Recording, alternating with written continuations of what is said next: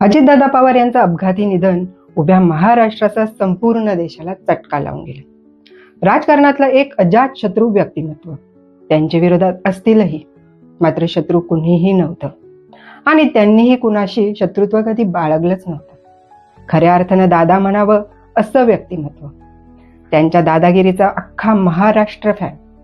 लोकाभिमुख, कार्यक्षम आणि कार्यकुशल नेता कसा असावा याचं मूर्तिमंत उदाहरण म्हणजे अजितदादा।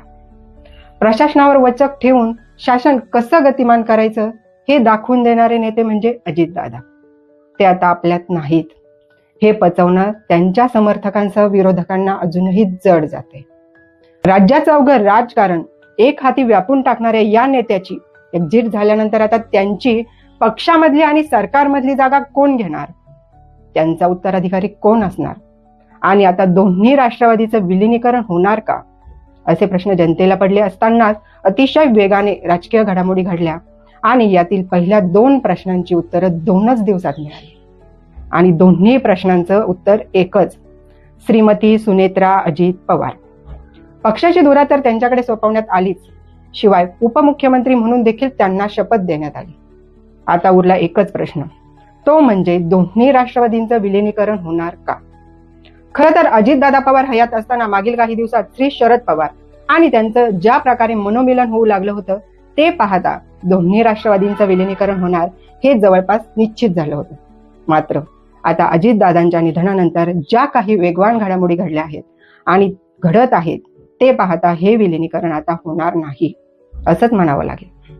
अशा कोणत्या 4 घडामोडी की ज्यांच्या आधारे हा तर्क मांडता येतो याचीच आपण चर्चा करूया। नमस्कार मित्रांनो, मी आहे कांचन आणि तुम्ही पाहताय ज्ञानकीर्ती। पहिली घडामोड म्हणजे स्वर्गीय अजितदादा पवार यांच्या कोर टीम मधल्या दिग्गज नेत्यांनी घेतलेली भूमिका। त्यांच्या पक्षाचे राष्ट्रीय सचिव प्रफुल्ल पटेल, प्रदेशाध्यक्ष सुनील तटकरे, मंत्री छगन भुजबळ यांनी अजितदादांच्या निधनानंतर श्री शरद पवार यांच्याशी चर्चा करण्याऐवजी आणि विलीनीकरणाच्या बाजूने भूमिका मांडण्याऐवजी मुंबईत एकत्र येत मुख्यमंत्र्यांशी आणि अन्य नेत्यांशी चर्चा करत हे विलीनीकरण होणारच नाही या दृष्टीने मोर्चेबांधणी केली असल्याचं दिसून येते। खरं तर हे सर्व नेते श्री शरद पवार यांचे जुने सहकारी, त्यांनी मनात आणलं असतं तर अगदी एका दिवसात विलीनीकरण होऊ शकलं असतं। श्री शरद पवार हे तर विलीनीकरणाच्या बाजूने होते, मात्र अजितदादांच्या कोर टीम मधल्या नेत्यांना हे विलीनीकरण नकोय।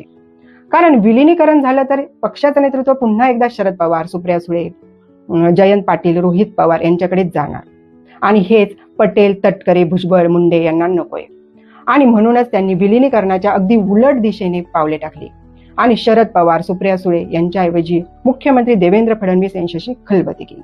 दुसरी घडामोड म्हणजे शरद पवार अथवा सुप्रिया सुळे यांना न विचारता किंवा त्यांच्याशी चर्चा न करता श्रीमती सुनेत्रा पवार यांच्याकडे पक्षाचे नेतृत्व सोपवणे। श्रीमती सुनेत्रा पवार या राज्यसभा खासदार असतानाही त्यांना आता राज्याच्या राजकारणात सक्रिय करण्याचा, त्यांच्याकडे पक्षाची धुरा देण्याचा आणि त्यांना उपमुख्यमंत्री करण्याचा जो निर्णय अजितदादांच्या या सहकार्यांनी घेतला आहे ते पाहता आता दोन्ही राष्ट्रवादी एकमेकांपासून आणखी दूर जात असल्याचं दिसून येते। राष्ट्रवादीतल्या अजितदादांचा गट आता अजितदादा नसले तरी उपमुख्यमंत्री सुनेत्रा पवार यांच्या नेतृत्वाखाली पूर्वीप्रमाणेच पक्षीय आणि राजकीय पातळीवर स्वतंत्रपणे सक्रिय राहणार आणि सत्ताधारी भारतीय जनता पक्षाशी युती कायम ठेवून सत्तेत राहणार हे स्पष्ट झाले। तिसरी घडामोड म्हणजे सुनेत्रा पवार यांनी घेतलेली भूमिका। अजितदादांच्या निधनानंतर 2च दिवसात सुनेत्रा पवार यांनी ज्या प्रकारे खंबीर होत पक्षाचं नेतृत्व आणि उपमुख्यमंत्री पदाची धुरा सांभाळण्यास होकार दिला ते पाहता त्या आता शरद पवार किंवा सुप्रिया सुळे यांच्या प्रभावाखाली किंवा नेतृत्वाखाली काम करण्याऐवजी स्वतः नेतृत्व करण्यास सज्ज असल्याचं दिसून येते। परिवार म्हणून पवार कुटुंब एकत्र आहे असं सांगितलं किंवा दाखवलं जात असलं तरी दोन्ही राष्ट्रवादी वेगळ्या झाल्यानंतर लोकसभेला झालेला पराभव सुनेत्रा पवार यांच्या जिव्हारी लागलेला आहे। नंतरच्या काळात सुप्रिया सुळे या जरी सुनेत्रा पवार यांच्या सोबतचे सेल्फी किंवा फोटो टाकत असले तरी सुनेत्रा पवार यांनी कधीही स्वतःहून पुढाकार घेत आमचं पवार कुटुंब एकच आहे हे दाखवलेलं नाही। अजित पवार तरी कधी कधी मिश्किलपणे काकांचा उल्लेख करून किंवा वाढदिवशी त्यांना भेटून विलीनीकरणाचे दरवाजे उघडे ठेवत होते, मात्र सुनेत्रा अथवा पार्थ पवार कधीही शरद पवार यांच्याशी जुळवून घेण्याच्या भूमिकेत दिसले नाहीत।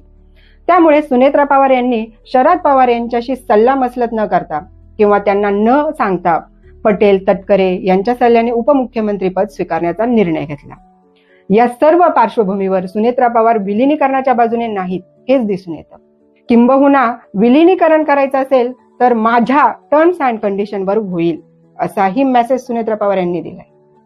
चौथी घडामोड म्हणजे शरद पवार यांनी 31 तारखेला माध्यमांना दिलेली मुलाखत. या मुलाखतीतून त्यांनी प्रफुल्ल पटेल, सुनील तटकरे यांच्यावर आणि भाजपावर ज्या प्रकारे उद्विग्नता व्यक्त केली ते पाहता ते स्वतःही आता विलिनीकरणाच्या अथवा नेतृत्व बदलाच्या मूडमध्ये नसल्याचं दिसून आलं. एक वेळ अजित पवार हयात असताना त्यांच्याकडे नेतृत्व द्यायला शरद पवार तयार झाले असते. मात्र सुनेत्रा पवार यांच्याकडे शरद पवार नेतृत्व देणार नाहीत असं दिसून येत आहे. सुनेत्रा पवार यांना केवळ नामधारी प्रमुख पद दिले जाणार आहे आणि पक्षाची व राजकारणाची खरी सूत्रे पटेल, तटकरे, भुजबळ यांच्या हाती राहणार आहेत हे शरद पवार यांनी ओळखलेलं आहे. म्हणूनच अजितदादांच्या मुलांनी स्वतः नेतृत्व करावं असं सुचवत त्यांनी इतरांच्या म्हणजे पटेल, तटकरांच्या नादी लागू नये असाही अप्रत्यक्ष सल्ला शरद पवार यांनी दिलाय.